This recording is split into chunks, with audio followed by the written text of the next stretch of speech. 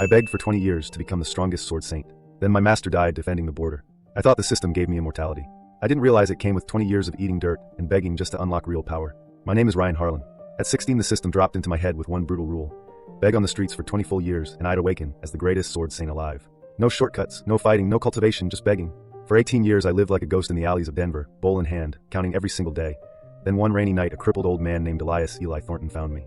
He was Golden Corps level, leader of a tiny Thunder Ridge sect up in the Colorado Rockies. He dragged me back to the mountain and adopted me on the spot. "Kid, you don't have to live like this anymore," he said. I begged him to let me go back to the streets. 2 more years and I'd be unstoppable. Eli just smiled with those cloudy old eyes and said, "This is home now." Thunder Ridge had 2 other disciples. Senior sister Kayla Reeves was mid-foundation establishment, tough as nails. Junior brother Mark Lang was late chi refinement, hot-headed but loyal. The sect was barely hanging on. Demons had been raiding the northern borders for years. The federal cultivation court in Washington was corrupt, spending billions on golden temples while border troops starved.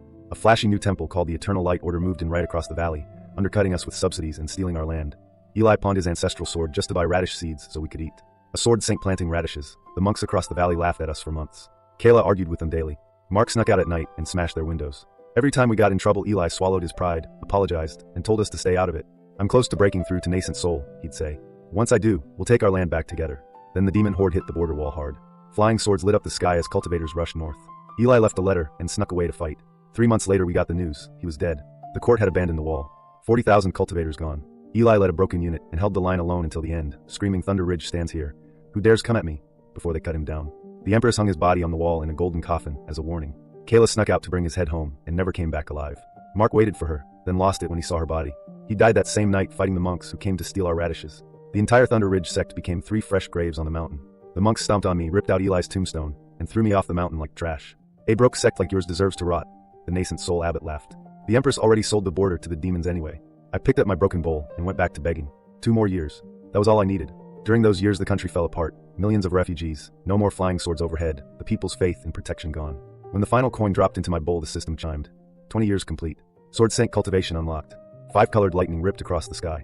Power flooded my veins like a river of steel. I stood at the base of Thunder Ridge Mountain and started climbing, 13,452 steps to the top. At the summit I found Eli's broken sword waiting where the monks had discarded it. I picked it up, felt the old man's spirit still burning inside the blade, and turned toward the Eternal Light Order's golden temple glowing in the valley below. The monks saw the purple clouds and the sword light. They tried to run. They didn't make it. By sunrise the temple was ash, the abbot's head on a spike, and every stolen acre of Thunder Ridge land was ours again. I rebuilt the sect as a sanctuary for border refugees and orphaned cultivators. The Emperor sent assassins. I sent them back in pieces with a single message carved on their armor. Eli Thornton stood at the wall. Now his disciple stands here. Sometimes the longest wait isn't for power. It's for the moment you finally get to use it for the people who believed in you when you had nothing. Thanks for listening on Hidden Thread Teller.